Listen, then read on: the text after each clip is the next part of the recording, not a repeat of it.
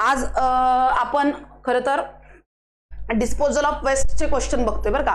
Disposal of वेस्टचे जे आपलं already बॅचमध्ये शिकवून झालेलं आहे थेरी, त्याचे प्रश्न बघतोय. ते थोडंसं लागताना चुकीचं लागलं तर परत एकदा थोडं रिमाइंडर आपण घेऊया म्हणजे पुढे फटाफट जाता येईल. तर खालीलपैकी कोणता कचरा आरोग्यासाठी धोकादायक असतो? तर वैद्यकीय कचरा सगळ्यात जास्त धोकादायक असतो, कारण की त्याच्यातून मोठ्या प्रमाणात रोग पसरू शकतात. स्पेशली जे लैंगिकरित्या होऊ शकतात किंवा रक्ताच्या माध्यमातून जे रोग होत असतात, जे खूप वेळ, जसं की HIV असेल, हेपेटायटिस B, C, तर अशा प्रकारचे रोग पसरू शकतात. त्यामुळे वैद्यकीय कचरा हा घातक आहे, हे लक्षात ठेवा. त्यानंतर घनकचरा व्यवस्थापन नियम जो आहे सॉलिड वेस्ट मॅनेजमेंट, हा 2016 पासून लागू झाला. याचं कारण आहे स्वच्छ भारत अभियान 2014चं. त्यानंतर बघा 3R, तर तुम्हाला मी ऑलरेडी 5R दाखवलेले आहेत, तर हे 5R लक्षात ठेवा. तर यामध्ये सगळ्यात महत्त्वाचं इथं तुम्हाला लक्षात ठेवायचं आहे ते म्हणजे रियूज. ठीक आहे, काय रे? तर रियूज. सगळ्यांची चिन्ह लक्षात ठेवा बरं का पोरांनो, सगळ्यांची चिन्ह लक्षात ठेवा. रिड्यूस तर कमी वापर करणं, मिनिमलिस्ट तुम्ही त्याचा वापर करा. त्यानंतर रियूज करायचं आहे, हे रिफ्यूज आहे बरं का, हे रिफ्यूज आहे, हे रियूज आहे, तर तुम्ही त्याला काय केलं, परत परत वापरलं पाहिजे. त्यानंतर रिसायकल करा, याचं चिन्ह तर तुम्हाला माहिती असतं. आणि त्यानंतर तुम्ही त्याला कंपोस्ट करू शकता. तर अशा प्रकारे 5R आहेत, 3 नाही 5R तुम्हाला माहित पाहिजे. आता थोडंसं ॲडव्हान्स व्हा, कारण की प्रश्न सुद्धा तुम्हाला ॲडव्हान्स येत आहेत. त्यानंतर पुढे तुम्ही बघू शकता की ई कचऱ्याचे व्यवस्थापन तुम्हाला सांगितलं, जसं की सगळ्यात जास्त ई कचरा मुंबई आणि बेंगळुरू येथे, कारण की सगळ्यात जास्त इलेक्ट्रॉनिक्स ज्या गोष्टी आहेत, लॅपटॉप सारख्या, मोबाईल सारख्या गोष्टी या इथे वापरल्या जातात. आणि तुम्हाला माहिती आहे की आयफोन सारखे मोबाईल जे असतात जर वर्षाला नवीन नवीन येत असतात आणि लोकांना नवीन नवीन घ्यायचे असतात, तर अशा गोष्टीतून कचरा तर निर्माण होणारच. तर इथं तो जाळला जाऊ शकत नाही, पुरला जाऊ शकत नाही, नदीत तर बिलकुलच टाकायचा नाही. तर त्याचा एक वापर आहे, तर विशेष पुनर्वापर प्रक्रिया केली जाऊ शकते. ठीक, चला नेक्स्ट बघा रे, पुनर्वापर करता येत नाही असं प्लास्टिक कोणतं? तर पेट असेल किंवा HDPE असेल, PVC असेल, या सगळ्यांचा पुनर्वापर केला जाऊ शकतो. पण जे प्लास्टिक मिक्स्ड असतं त्याचा कोणत्याही प्रकारे वापर केला जाऊ शकत नाही पुनर्प्रक्रिया उद्योगामध्ये. त्यामुळे तुम्हाला हे करायचे उत्तर द्यायचं आहे. त्यानंतर पुढचा प्रश्न बघा. आता आपला हा पहिला प्रश्न, शून्य कचरा झिरो वेस्ट संकल्पनेचा अर्थ काय आहे? तर शून्य वेस्ट म्हणजे काय? बघा, तुमचं कुठे ना कुठे या गोष्टीची संबंध आहे. जैववैद्यकीय कचरा यासंबंधी मी डिटेल एक वेगळं लेक्चर घेणार आहे यूट्यूबवर प्रश्न उत्तराच्या माध्यमातून, आणि बॅचमध्ये थिअरॉटिकली या गोष्टीवर मी फोकस करणार आहे. कचऱ्याचे सगळे प्रकार, जसं की तुम्हाला वेस्ट डिस्पोजल आहे, तर तुम्हाला तिथं दिलं नाही की फक्त बायोमेडिकल, पण आता तुम्ही आरोग्य, ठीक आहे, म्हणजे तुम्ही हेल्थ सेक्टरमध्ये काम करणार आहात, तर नक्कीच तुम्हाला जास्त फोकस जो असेल तर तो बायोमेडिकल वेस्टवर असणार आहे. म्हणजे जैववैद्यकीय कचरा किंवा वैद्यकीय कचरा याच्यावर फोकस असणार आहे. त्यामुळे वैद्यकीय कचऱ्याचे एक स्पेशल लेक्चर यूट्यूबवर प्रश्न उत्तरे आणि बॅचमध्ये थेरी हे आपण बघणार आहोत. पहिलं तुमचे जे 10 टॉपिक्स आहेत ते क्लिअर होऊ द्या, आणि त्यानंतर मग उरलेले जसं की पर्यावरण संरक्षण कायदा जो आहे, तर एन्व्हायरमेंटल सॅनिटायझेशन हा तुमचा जो टॉपिक आहे त्याच्यामध्ये मी ऑलरेडी घेतलेलं आहे. ठीक आहे, तरीही शेवटी ज्या वेळेला आपल्याला सगळे आपले लेक्चर्स संपतील त्यावेळेला काही असे आपण शिकवत असताना हायलाइटेड पॉईंट्स आहेत त्याला डिस्क्राईब करून थोडंसं इलॅबोरेट करून आपण परत बघायचं, आणि डोंट वरी त्याचे प्रश्न सुद्धा आपण बघायचे. म्हणजे एक प्रॉपर वे जो आहे तो पूर्ण करायचा, आणि एक आपली जी मालिका आहे ती पूर्ण झाल्यावर तुम्हाला फील होईल आतमधून की हा अभ्यास जो आहे तो बऱ्यापैकी झालेला आहे. कॉन्फिडन्स जो आहे तो आपोआप डेव्हलप होईल. बघा, ओल्ड आणि न्यू सिलेबस, ओल्ड सिलेबसच नव्हता, जस्ट ते काही म्हणजे तुम्हाला आरोग्य सेवकला जे प्रश्न TCS विचारत होतं त्यावरून, म्हणजे बघा जे आरोग्य विभागाची भरती झाली 2024ला, त्यामध्ये 2023ला झाली खरं तर ती जी भरती होती ना त्याच्यामध्ये आरोग्य विभागामध्ये सगळ्यात जास्त प्रश्न पाण्यापासून होणारे रोग आणि वेक्टर, म्हणजे वॉटरबॉर्न डिसीज आणि वेक्टर बॉर्न डिसीज याच्यावर जवळजवळ काहीतरी 15-20 प्रश्न विचारले होते एकाच घटकावर. सिलेबस नव्हता आपल्याकडे प्रॉपर, फक्त आपल्याकडे PYQs होते आणि त्या आधारावर आपण आपला सिलेबस स्वतः तयार केला होता.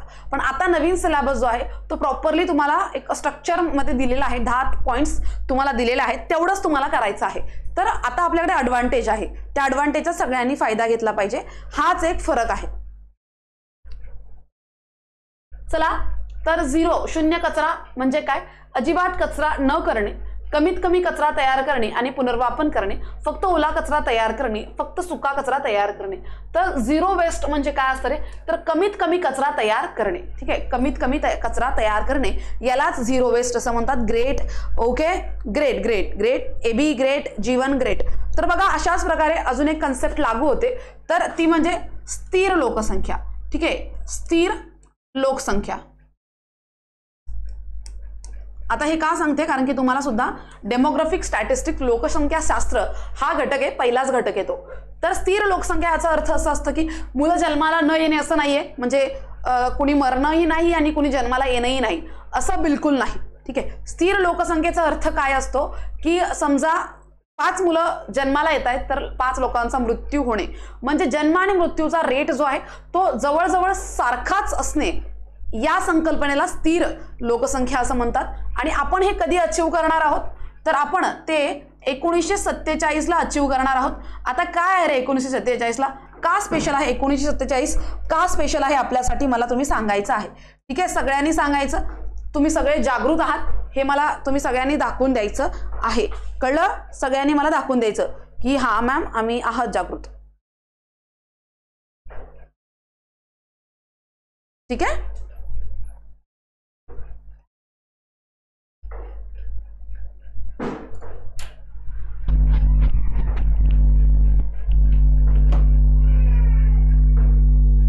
पाच मिनिटं द्या, माझी मुलगी उठली आहे.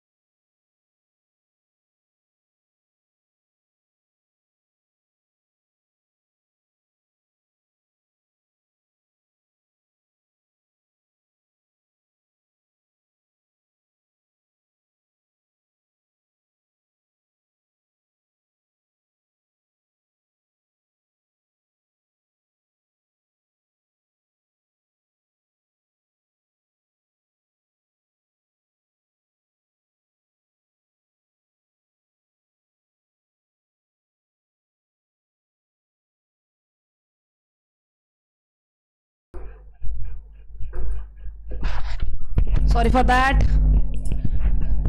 ती उठली अचानक. चला चला चला, सगळे थांबलात त्यासाठी धन्यवाद. तर बघा कमीत कमी कचरा आणि त्याच प्रकारे स्थिर लोकसंख्या सुद्धा आहे. यावेळेला काय होतंय सांगा रे, स्वातंत्र्य मिळालं होतं, 100 वर्ष पूर्ण होत आहेत, बरोबर आहे. तर बघा खालीलपैकी कोणता कचरा पुनर्वापर करून ऊर्जा निर्मिती करण्यासाठी वापरला जाऊ शकतो. तर असा कोणता कचरा आहे जो पुनर्वापर करून ऊर्जा निर्मितीसाठी वापरला जाऊ शकतो, चला लवकरात लवकर सांगायचं आहे. तर कोणता कचरा आहे? ओला कचरा, सुका कचरा, प्लास्टिक कचरा आणि वैद्यकीय कचरा. तर ऊर्जा निर्मितीसाठी आपण काय वापरू शकतो? ठीक आहे, तर बघा आपण वैद्यकीय कचरा ऊर्जा निर्मितीसाठी वापरला जाऊ शकत नाही, तो सगळ्यात जास्त हानिकारक कचरा असतो. तर नाही, त्यासोबत सुक्या कचऱ्यातून सुद्धा ऊर्जा निर्मिती होत नाही. तर ओला कचरा जो आहे त्याला कंपोस्ट करून, ठीक आहे, त्याला काय करू शकतो? कंपोस्ट करून आपण काय करू शकतो? ऊर्जा निर्मिती करू शकतो, बायोमास किंवा कोणत्याही प्रकारे करू शकतो. ठीक आहे, पुढे बघा वैद्यकीय कचरा व्यवस्थापन नियम waste biomedical waste management rule कोणत्या वर्षी लागू झाला? तर यासाठी सुद्धा रिस्पॉन्सिबल आहे स्वच्छ भारत अभियान 2014चं. आपण सॉलिड वेस्ट मॅनेजमेंट असेल, बायोमेडिकल वेस्ट मॅनेजमेंट असेल, तर हे सगळं जे आहे तर ते एकाच वर्षी इथं लागू केलेलं आहे. तर वर्ष कोणतं आहे, तर वर्ष 2016 आहे. याची डिटेल माहिती आपण बॅचमध्ये पाहिलेली आहे. ठीक आहे, पुढे बघा रे. तर पिवळ्या रंगाच्या कचरा पेटीत कोणते जैववैद्यकीय कचरा टाकला जातो. तर बघा, तुम्हाला मी सांगितलं यापूर्वी सुद्धा की या कचरा पेटी ज्या हॉस्पिटलमध्ये कचरा पेट्या असतात त्याच्यावर तुम्हाला ऑलरेडी प्रश्न येऊन गेलेला आहे. 2 फेब्रुवारीला जी कंबाईनचा पेपर झाला, ओके, 2 फेब्रुवारी 2025ला कंबाईन ग्रुप बीचा जो पेपर झाला तर त्यामध्ये सुद्धा तुम्हाला यावर प्रश्न विचारला होता. सेम ॲज इट इज प्रश्न तुम्हाला विचारून झालेला आहे. आता तुम्हाला सुद्धा उद्या जाऊन इथेच काम करायचंय, तर तुम्हाला माहित पाहिजे की कोणत्या रंगाच्या कचरा पेटीत, कोणत्या रंगाच्या पिशवीमध्ये कोणता कचरा जो आहे तो टाकला जातो. तर यासाठी सुद्धा तुम्ही सगळे कनेक्टेड पाहिजेत आपल्या टेलिग्राम चॅनल सोबत. तर बघा, इथं तुम्हाला मी सुंदर अशी एक इमेज जी आहे तर ती दिलेली आहे, ज्याच्यामध्ये माहिती आहे. बघा, टेलिग्राम चॅनलची जी माहिती आहे तर ती आपल्या चॅनलच्या डिस्क्रिप्शनमध्ये किंवा या व्हिडिओच्या डिस्क्रिप्शनमध्ये सुद्धा अवेलेबल आहे, तुम्ही जाऊन चेक करू शकता. तर तत्पूर्वी इथं तुम्ही बघा, येलो जो डस्टबिन आहे त्यासाठी ह्युमन, ॲनिमल आणि ॲनाटॉमिकल वेस्ट आहे, म्हणजे बॉडी पार्ट्स, बॉडी ऑर्गन. त्यानंतर सॉलिड वेस्ट आहे, त्यानंतर एक्सपायर्ड मेडिसिन आहे, केमिकल वेस्ट आहे, बॉडी फ्लुइड आहे म्हणजे रक्त वगैरे असेल तर, आणि क्लिनिकल वेस्ट आहे. ठीक आहे, पुसलेला हे वगैरे असेल तर हे झालं येल्लोचं. तर त्यानंतर कंटॅमिनेटेड वेस्ट आहे, तर रिसायकलेबल आहे, प्लास्टिक बॅग्स, पाईप्स, कंटेनर्स. आणि तर हे काही रिसायकलेबल वेस्ट जे आहे तर ते कशामध्ये आहे, रेडमध्ये आहे. व्हाईटमध्ये त्या बघा, blades, needles, syringe, fix needles, sharp metals, needle trip cutter, तर हे सगळं तुम्हाला व्हाईटमध्ये दिसतं. ब्ल्यूमध्ये ब्रोकन ग्लासवेअर आहे, सायकोटिक वेस्ट आहे, मेटॅलिक बॉडी इम्प्लेट आहे, कंटॅमिनेटेड ग्लास आहे. तर हे सगळं तुम्हाला बघायला मिळतं ब्ल्यूमध्ये. तर वन्स अगेन तुम्हाला आता अगदी लगातार प्रश्न विचारलेले आहेत आपण.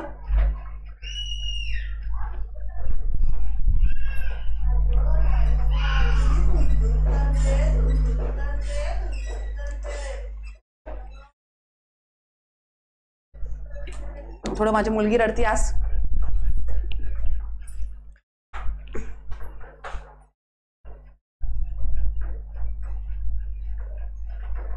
चला असो. तर बघा, इथं सगळ्यात पहिलं तुम्हाला हे समजून घ्यायचं आहे की काय असतं, मानवी आणि प्राणी उती व अवयव हे सगळं कशामध्ये असतं, तर पिवळ्या बॅगमध्ये असतं. ॲनाटॉमिकल पार्ट्स काय म्हणतो आपण, बी अगदी बरोबर आहे. ॲनाटॉमिकल पार्ट जे असतात तुम्हाला याच्यामध्ये दिसतात पिवळ्यामध्ये. तर टेलिग्राम चॅनल जॉईन करा पोरांनो, महत्त्वपूर्ण माहितीच तुम्हाला तिथं मी देत असते, दुसरं काही नाही, टाइमपास बरं का. तर पुढे बघा, लाल रंगाच्या कचरा पेटीत कोणत्या जैववैद्यकीय कचरा टाकला जातो. तर लाल रंगामध्ये कोणता कचरा टाकला जातो, धातूच्या वस्तू, दूषित प्लास्टिक वस्तू, सलाईनच्या पिशव्या, कॅथर, त्यानंतर सुया आणि ब्लेड, रासायनिक कचरा. तर काय टाकलं जातं लाल रंगाच्या कचरा पेटीत. चला, तर लाल रंगामध्ये कंटॅमिनेटेड वेस्ट, रिसायकल, त्यानंतर plastic bags, bottles, pipes, container आणि कॅथर्स, म्हणजे हे बऱ्यापैकी कसं असतं, रिसायकलेबल असतं. तर आता ह्याच्यामधून काय रिसायकल होणार आहे, दूषित प्लास्टिक वस्तू, सलाईनच्या पिशव्या, कॅथर, का धातूच्या वस्तू, सुया, ब्लेड, तर हे रिसायकल होत नाही. रासायनिक कचरा सुद्धा रिसायकल होत नाही. तर अ आणि ब मध्ये तेवढं उत्तर सांगा. अ आणि ब मध्ये उत्तर सांगा. ठीक आहे, चला आपापसात गप्पा मारू नका. क्वेश्चन खूप महत्त्वाचे आहेत आणि तुमच्या सिलेबसला धरून चालली आहे मी, तुम्हाला हे कळत असेल. हो, खूप जास्त संघर्ष आहे, खूपच जास्त संघर्ष आहे. लेक्चर्स मला खूप जास्त घ्यायचे असतात. कधी कधी मी विचार करते की बॅचमध्ये आपण 2 लेक्चर घेऊया लाईव्ह, पण हाच माझा सगळ्यात मोठा अडथळा आहे की मी स्वतः थोडा इथं मला स्वतःला काही टाइम द्यावा लागतो. मी स्वतः दुसरे कामं करत असते, त्याला वेळ असतो. त्यानंतर मग तुमची कामं असतात आणि मग मुलीची काम तर जास्तच असतं या सगळ्या गोष्टीमुळे. त्यातल्या त्यात माझी आई आहे म्हणून सगळ्या गोष्टी थोडंसं आहे की ती सांभाळते तिला, पण कधी कधी ती तिला सुद्धा कंट्रोल होत नाही. ती फक्त 10 महिन्याचीच आहे, पण ती तिलाही कंट्रोल होत नाही. एवढी डेंजर आहे ती, म्हणजे खरंच आता जशी जशी मोठी होती तशी ती अनकंट्रोलेबल होती, अगदी अनकंट्रोलेबल. नाही मला झोपायचं नाही म्हणजे नाहीच, तुम्ही काहीही करा. तर बघा इथं तुमचं उत्तर असणार आहे धातूच्या वस्तू ज्या असतात त्याला रिसायकल केलं जाऊ शकतं आणि म्हणून ते आपण त्या लाल रंगाच्या कचरा रिसायकलेबल. हो नक्कीच सगळेच करतात, मी नाही एकटीच, सगळेजण आपापल्या पद्धतीने मेहनत करत असतात. निळ्या रंगाच्या कचरा पेटीत ब्ल्यू बिन मध्ये कोणता जैविक कचरा टाकला जातो? चला सांगा. याच्यावर तुम्हाला एकतरी प्रश्न येणार बरं का पूर्ण. तुम्हाला वेस्ट डिस्पोजल दिले तर नक्कीच तुम्हाला वेगवेगळ्या डिस्पोजल बॅग्सवर बिनवर प्रश्न येणार. मार्क माय वर्ड्स, लिहून घ्या, बॉन्ड पेपरवर लिहून घेऊ शकता, कारण की तुमचा टॉपिक आहे, सेकंड टॉपिक आहे तुमचा, नक्कीच प्रश्न येणार आणि जो नाही बघणार तो पस्तावणार. इंजेक्शन सुया, मानवी रक्त, काचेच्या वस्तू, औषधांच्या बाटल्या, कापूस, ब्लेड. तर निळ्या रंगाच्या कचरापेटीत काय टाकलं जातं? परत एकदा बघून घ्या, हरकत काय आहे. Broken glassware, cytotoxic waste, metallic body काय आहे implant, contaminated glass including medicine well. तर काय टाकलं जातं ब्ल्यू बॅग मध्ये?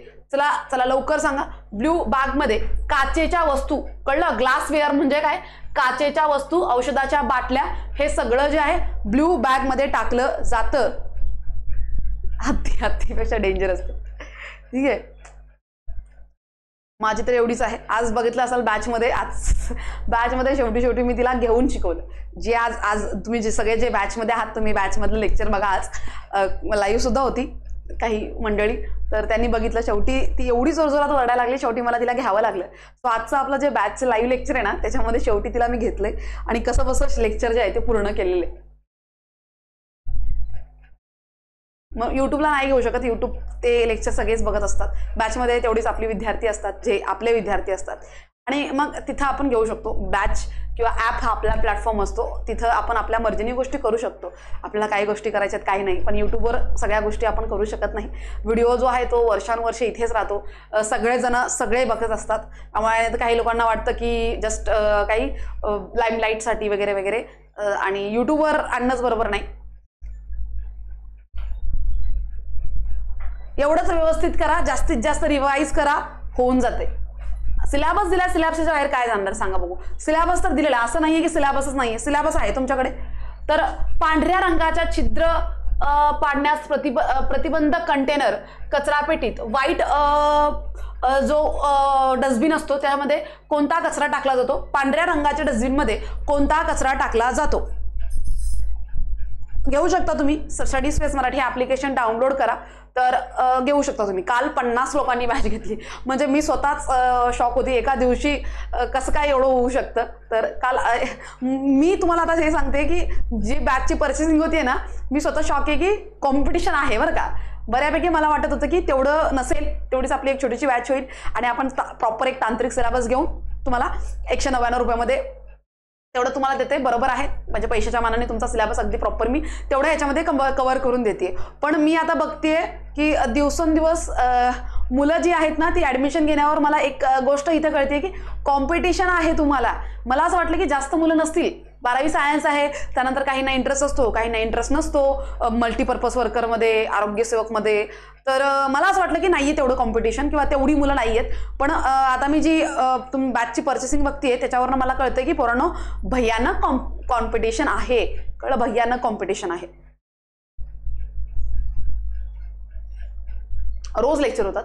तर पांढऱ्या रंगाच्या ह्याच्यामध्ये काय असतं, तर अगदी अशा वस्तू असतात ज्या डेंजरस नसतात. ठीक आहे, डेंजरस नसतात. म्हणजे इथं तुम्ही बघू शकता, इथं व्हाईटमध्ये scalpel, blades, needles, syringe with fix needle, sharp metals needle. तर अगदी म्हणजे डेंजरस नसतात अशा वस्तू तुम्हाला तिथं दिसतात. जसं की सुया, ब्लेड्स, इतर धारदार वस्तू ज्या प्रॉपरली रिसायकल केल्या तर त्या आपण डिस्पोज करू शकतो. ठीक आहे, नाही ANM GNM साठी नाही आपल्याकडे, तो तांत्रिक सिलेबस वेगळा आहे. तर काळ्या रंगाच्या कचरापेटीत कोणत्या जैवैद्यकीय कचरा टाकला जातो? बघा, काळ्या पेटीचं आपण घेतलंच नाही, कारण की काळी जी डस्टबिन असते ती अगदी युज्युअल असते. त्याच्यात अगदी सामान्य कचरा टाकला जातो, जो नॉर्मल कचरा असतो, जो घरातूनही तयार होतो. अशा प्रकारचा कचरा जो असतो साधा सुधा कचरा म्हणजे ब्लॅक बिन. ओके, तर मग ब्लॅक बिन कोणता? रासायनिक उपचार केलेला कचरा नाही, सामान्य कचरा, जंतुनाशक औषधे नाही, मानवी अवयव तर नाही, हे रेडमध्ये असतं, ठीक आहे, मानवी अवयव. तर तुम्हाला इथं सामान्य कचरा ज्यात जैववैद्यकीय कचरा नाही, तर अगदी सामान्य कचरा जो आहे तो काळ्या पिशवीत टाकला जातो. तुम्हाला पाठ ठेवायचे ती म्हणजे 4 कलरचे डबे, येलो, रेड, व्हाईट आणि ब्ल्यू, हे पाठच ठेवायचे आहेत. बॅचमध्ये तुम्हाला सुंदर मी सांगितलेलं आहे आणि इथं सुद्धा सांगितले, असं काही नाहीये. आणि फोटो जो आहे तो आपल्या टेलिग्राम चॅनलवर आहे. एक लक्षात ठेवा, सेशनच्या आधी मला तुम्हाला काहीतरी इमॅजिनरी बेस दाखवायचं असेल ना, तर ते मी आधीच सेशनच्या आधी टेलिग्रामला शेअर करून ठेवत असते, म्हणजे जो सेशन नाही बघत किंवा जो टेलिग्राम बघतो कोणाच्या तरी नजरेत येऊन जाईल आणि मी तुम्हाला स्वतः बॅचमध्ये ते दाखवून देईल, लेक्चरमध्ये ते दाखवून देईल युट्यूबला. त्यासाठी ते तिथे असतं, उगाच इकडे तिकडे शोधण्यापेक्षा. तर तुम्ही ते जाऊन बघा टेलिग्रामला, कामाचं आहे तुमच्या. पुढे बघा रे, खालीलपैकी कोणता जैववैद्यकीय कचरा जंतुनाशक करून पुनर्वापर केला जाऊ शकतो किंवा वापरता येतो? तर हे असा कोणता कचरा आहे त्याला प्रॉपर सॅनिटायझेशन करून तुम्ही त्याला परत वापरू शकता? तर कोणता आहे रे तो कचरा? चला लवकर लवकर सांगा. प्रमिला लाईव्ह लेक्चरला येत चला. मी तुम्ही लाईव्ह लेक्चरला नसता, लाईव्ह लेक्चरला येत चला. नोटिफिकेशन ऑन ठेवा बरं का. टेलिग्रामला मी टाकत असते सेशन किती वाजता आहे आजचं, टेलिग्राम चेक करायचं, त्यानुसार लाईव्हला यायचं. तर मानवी अवयव, प्लास्टिक कचरा, बाटल्या आणि त्यानंतर सुया, ब्लेड, रासायनिक कचरा. तर कोणता असा कचरा आहे जंतुनाशक किंवा सॅनिटायझेशन करून ऑटो क्लेव करून त्याला परत वापरू शकतो? चला लवकर लवकर कमेंट करायचं आहे. तर तुमचं उत्तर आहे प्लास्टिक बाटल्या आणि ट्यूबिंग. तर या गोष्टी ज्या आहेत तर तुम्ही प्रॉपरली रिसायकल करून वापरू शकता. ट्यूबिंग आहे बरं का, ट्यूबिंग, रिसायकल, प्रॉपर त्याला सॅनिटाईज करून वापरू शकता किंवा रिसायकल सुद्धा करू शकता. पुढे बघा, जैववैद्यकीय कचऱ्याच्या कंटेनरवर कोणता धोकादायक दर्शवणारा लोगो असतो? तर तो लोगो सुद्धा तुम्हाला मी पाठवलेला आहे. तर बघा, हे का तुम्हाला करते माहितीये का, लास्ट टाइमला जो आरोग्य सेवकचा पेपर झाला होता, TCSने घेतला होता, त्यामध्ये तुम्हाला इमेजेस दाखवल्या होत्या आणि त्या इमेजेसचा काय अर्थ आहे, कशासाठी ती इमेज आहे हे विचारून झालेलं आहे. मी परत एवढं घसा तुम्हाला हे ओरडून सांगते, परणं हे महत्वाचं आहे. परत फोटो येईल आणि विचारलं जाईल तेव्हा म्हणाल अरे मॅमने काहीतरी सांगितलं होतं पण आता मला हे आठवत नाहीये, थोडं धुंदला आठवते. त्यामुळे लक्षात ठेवा, इमेजेस लक्षात ठेवा, ज्या महत्वाच्या इमेजेस आहेत. लास्ट टाइमला विचारलं होतं आरोग्य सेवक साठी, तर आता का नाही विचारलं जाणार? 100% विचारलं जाणार. तर जैववैद्यकीय कचऱ्याच्या कंटेनरवर कोणता दर्शवणारा लोगो असतो, धोका दर्शवणारा? तर बायो हजार्डसचा लोगो असतो. ठीक आहे, कुठला? बायो हजार्डसचा लोगो असतो, हे लक्षात ठेवा, बायो हजार्डसचा लोगो असतो. पुढे आपल्या मित्रमंडळीला सांगा बरं का, नाहीतर उगाचच काहीतरी मला लई जण फोन करतायत, मॅम मी यांचं लेक्चर बघत होतो, मॅम मी यांची बॅच बघितली पण त्या बॅचचा आणि आपल्या सिलेबसचा काही संबंध नाही, मॅम मी यांचे लेक्चर बघत होतो ते कायच्या काय शिकवतायत. तर फोन करून तुम्ही असं, मला आज दिवसात जवळजवळ 7-8 फोन आले की मॅम मी असं लेक्चर बघत होतो, त्यांचा आणि सिलेबसचा काहीच संबंध नाही. तर तुमचं मला पटलेलं आहे, तर कसं करायचं, काय करायचं मला सांगा. तर नाशिकवरून फोन आला होता, इव्हन नाशिकवरून 2 फोन आले होते मला आज. तर ह्या सगळ्या गोष्टीमध्ये न पडता प्रॉपर सिलेबस तुमच्या समोर आहे, ते टॉपिक घेऊन करा. मी म्हणत नाही माझं करा, पण ते टॉपिक घ्या आणि तेच करा, दुसरं नाही. नसल कुठलं यूट्यूब बघायचं, कोणाला फॉलो करायचं नसेल, गुगल आहे तुमच्याकडे, अजून या संबंधी कोणतं बुक नाहीये, परत फोन करून मेसेज करून बुक सजेस्ट करा म्हणू नका, बुक नाहीयेच मार्केटमध्ये या सिलेबसला धरून. ठीक आहे, आता मी सुद्धा जशी मी माहिती काढते, लेक्चर आपलं व्हायचं असतं बॅचमध्ये, त्याच्या आधी मी माहिती काढत असते, तर तीच मी तुम्हाला शिकवते आणि त्याचाच PDF तयार करते आणि ती तुम्हाला देत असते. म्हणजे आपले नोट्सही होत आहेत आणि त्यासोबत टॉपिकही होतोय आणि तेच सगळे नोट्स कंपाईल केले की झालं तुमचं ई बुक किंवा तुमचं काय जे असेल ते. ई बुक आहे का मॅम, बुक आहे का कोणतं, हे नाही अजून. आत्ता तर सिलेबस आलाय तुमचा, बनेल आणि कशासाठी बनेल? समजा पुढे दुसरी महानगरपालिका आली, तिने MPWचा आणि आरोग्य सेवकचा सिलेबस दुसरा दिला तर त्यांची मर्जी. आता ह्या नवी मुंबईने स्वतःचा सिलेबस दिलाय, तर या गोष्टीवर रिलाय करायचं नाही. सध्या तुम्हाला जे 10 टॉपिक्स आहेत तो टॉपिक जो आहे गुगलवरनं करा, कुठूनही करा, इतर राज्याचा रेफर करा, लँग्वेज ट्रान्सलेट करून कसंही करा. हे पुस्तक आहे का, ते आहे का नाही अजून मार्केटमध्ये, आणि नंतर हा सिलेबस दुसऱ्या महानगरपालिकेला अप्लाय होईल नाही होईल कोणाला काय माहिती, कळलं? तर एक टॉपिक आहे, 10 टॉपिक आहे, लई कुठं आहे आपल्याला. तर एक टॉपिक घ्या, त्याचे प्रॅक्टिस प्रश्नोत्तराच्या माध्यमातून करा, थेअरी करा, टेस्ट सिरीज जसे बॅच कंप्लीट होईल, जवळजवळ परीक्षेच्या आधी 1 महिना आधी टेस्ट सिरीज मिळून जाईल तुम्हाला. तर त्याची प्रॅक्टिस करा. मॉक थोडं चांगलं केलं तर होऊन जातं, कामही होऊन जातं. आपली जवळची मित्रमंडळी लागते तर तुमचं का नाही होणार. तर बघा इथं जैववैद्यकीय कचऱ्याच्या गैरव्यवस्थापनामुळे कोणता रोग पसरू शकतो, तर मधुमेह नाही, कर्करोग नाही, हे सगळं तुमच्या बॉडीमध्ये तयार होणारे रोग आहेत. शर्करा म्हणजे शुगर असेल, कॅन्सर असेल किंवा हृदयविकार असेल, हे संसर्गजन्य रोग नाहीयेत. ठीक आहे, म्हणजे हे तिन्ही संसर्गजन्य रोग नाहीये, संसर्गजन्य रोग नाहीयेत. एकच म्हणजे इथल्या ऑप्शनमध्ये HIV असेल किंवा हेपॅटायटिस B आणि C, तर हे कसले आहेत, संसर्गजन्य रोग आहेत. कळलं का? B आणि C हे संसर्गजन्य रोग आहेत, त्यामुळे गैरव्यवस्थापन होऊ शकतात. मधुमेह कोणत्याही संसर्गाने होत नाही. तुमच्या शरीरात इन्सुलिनची कमतरता जर भासली तर इथं तुम्हाला होऊ शकतो. इन्सुलिन हे एक संप्रेरक आहे. इन्सुलिन या स्वादुपिंडातून तयार होत असतं. लक्षात ठेवा, इन्सुलिन जर कमी झालं तर तुम्हाला तिथं डायबिटीज होऊ शकते आणि डायबिटीज झाल्यावर तुम्हाला इन्सुलिनचे इंजेक्शन्स घ्यावे लागतात, डोस घ्यावे लागतात. कर्करोग, कॅन्सर तर तो होऊ शकतो. तुमचा कधी कधी शरीरात आपोआप होतो, कधी कधी धूम्रपानी होतो, कधी कधी तुमचा कोणता अवयवाला तो होतो. ब्लड कॅन्सर आहे, लंग कॅन्सर आहे, वेगवेगळ्या प्रकारचे कॅन्सर आहेत ज्याच्यावर अजूनही कोणत्याही प्रकारची आपल्याकडे ट्रीटमेंट अवेलेबल नाहीये, पण तिथं तुम्ही किमो वगैरे करून थोड्या प्रमाणात ते बरं करू शकता. हृदयविकार तर हार्ट अटॅक, ज्याच्यामध्ये तुमचे ब्लड वेसल जे आहेत ते म्हणजे लॉक होतात, म्हणजे जे आपलं लो डेन्सिटी लिपोप्रोटीन आहे त्यामुळे तुमच्या ज्या वेसल्स आहेत त्या ब्लॉक होतात. ठीक आहे, आणि मग ब्लॉक झाल्यावर त्याच्यावर ताण निर्माण होतो आणि ज्या वेळेला ताण निर्माण होतो त्यावेळेला तुम्हाला हार्ट अटॅक येतो, त्यालाच हृदयविकार असं म्हणतात. ठीक आहे, तर तुमचं उत्तर ब्लड मार्फत पसरतो, हे लक्षात ठेवा. पुढे चला, तर मग प्रश्न संपलेले आहेत. तर नवी मुंबई महानगरपालिकेची आपली तांत्रिक बॅच आहे. आरोग्य सहाय्यक महिला आणि बहुउद्देशीय आरोग्य कर्मचारी या दोघांचा सिलेबस अगदी कॉपी पेस्ट अगदी सेम आहे. तुम्हाला प्रॉपर 10 इथे टॉपिक्स आहेत, त्या एकेका टॉपिकला धरून आपण प्रॉपरली आपल्या बॅचमध्ये घेत आहोत. ऑलरेडी 3 टॉपिक याच्यामध्ये झालेले आहेत. कधी कधी एका टॉपिकला 2 लेक्चर 3 लेक्चर लागतात, एक टॉपिक एकाही लेक्चरमध्ये होतो अशा प्रकारे. आणि या व्यतिरिक्त तुम्हाला आपलं 10वीचं सगळं विज्ञान प्रॉपरली त्या बॅचमध्ये आहे, म्हणजे काहीच तुम्हाला 10वीपर्यंत आहे ना विज्ञान, तर ते सुद्धा त्याच्यामध्ये देण्यात आलेलं आहे. तर प्रॉपरली सगळी बॅच आणि आपल्या शरीराची संबंधित सगळ्या अवयवाचे सगळ्या व्हिडिओ सुद्धा आहेत. ठीक आहे, तर एवढं सगळं तुम्हाला या बॅचमध्ये मिळतंय. 60 पैकी 60ची तयारी जी आहे ते आपण या बॅचमध्ये करतोय. आता आपला हा फोकसच आहे की 60 पैकी 60, याच्या खाली नाही. ठीक आहे, 60 की 55ही नाही, 60 पैकी 60ची तयारी करतोय. संपूर्ण तांत्रिक घटक कव्हर करतोय आपण या 2 पदांचा. प्रत्येक घटकावर आपलं विस्तृत लेक्चर आहे आणि हे मी आधीच तयार केले, आता नाहीये. ठीक आहे, सिलेबस आल्यावर नाही, सिलेबसच्या आधीपासून आपलं चालू आहे. आणि तुम्ही आता व्हिडिओ डाउनलोड करू शकता. मला भरपूर जणांचे मेसेज आणि कॉल येत होते की मॅम व्हिडिओ डाउनलोड करू शकत नाही, तर व्हिडिओ डाउनलोडचा ऑप्शन आता अवेलेबल झालेला आहे, तर तुम्ही डाउनलोड करू शकता आणि कधीही बघू शकता. डाऊट सेशन सुद्धा होणार आपलं. तुमचे डाऊट्स मला बघितले मी, तर ते डाउनलोडचं ऑप्शन वगैरे मी ऑन करून दिलेलं आहे. तुमचे डाऊट आले होते ते. तर अशा प्रकारची बॅच आहे. बॅचची प्राइस खरं तर 299 रुपये आहे, पण 1 तारखेपासून तिची प्राइस जी आहे तुमच्याच डिमांडवर मी ती कमी केलेली आहे. 199 इतकीच तिची प्राइस केलेली आहे. ठीक आहे, 199. तर 299 हे कॅन्सल करून एवढं केलेलं आहे, तर घेऊन टाकू शकता बिंदास्त, काही घाबरायची गरज नाहीये. अगदी प्रॉपरली सिलेबस फॉलो केलेला आहे बॅचमध्ये, तुम्ही बघू शकता.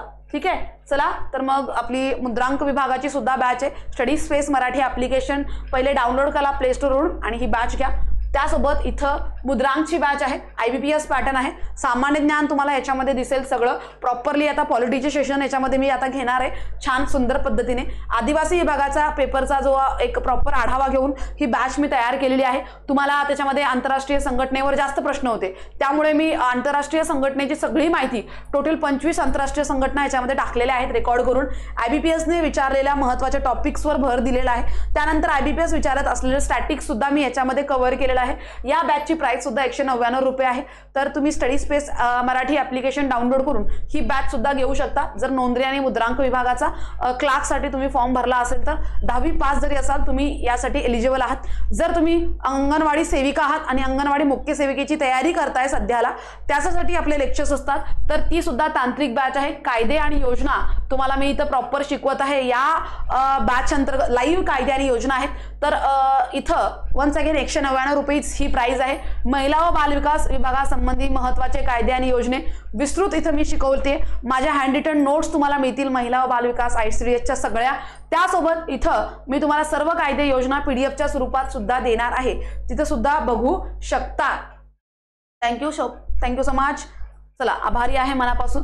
त्यानंतर जर वनरक्षक वनसेवक व्हायचं आहे आणि 2023च्या प्रश्नपत्रिकेचं अनालिसिस करायचं आहे अगदी पटकन, तर 24 प्रश्नपत्रिका झाल्या, त्या 24 प्रश्नपत्रिकेचं प्रॉपर अनालिसिस जे आहे तर मी आपल्या बॅचमध्ये केले. तिची प्राइस 99 नाही तर फक्त 49 रुपये आहे. तर 49 रुपयामध्ये 24 प्रश्नपत्रिका सामान्य ज्ञान तुम्हाला विश्लेषण करून मिळतंय, ज्या अंतर्गत मी 24 प्रश्नपत्रिका सामान्य ज्ञान कशा प्रकारे 2023ला विचारलं आणि पुढे फॉरेस्टला कसं येईल हे सांगितलेलं आहे. PYQच्या माध्यमातून येणाऱ्या परीक्षेचं मार्गदर्शन केलेलं आहे आणि प्रश्नांच्या माध्यमातून टॉपिक कव्हर करण्याचा प्रयत्न सगळं काही केलेलं आहे. तर तुम्ही study space Marathi application download करा.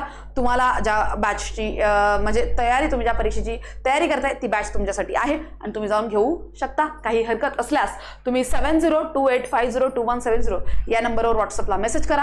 गरज पडली तर तो कॉलही करू शकता. पहिले मेसेज करा आणि बऱ्यापैकी माझा प्रयत्न असतो की प्रत्येकाला त्यांच्या शंकाचं निरासन जे आहे तर ते झालं पाहिजे. चला, थँक्यू सो मच. आणि जे बॅचमध्ये असतात त्यांनी लाईव्ह लेक्चर अटेंड करण्याचा प्रयत्न करत चला. Thank you so much.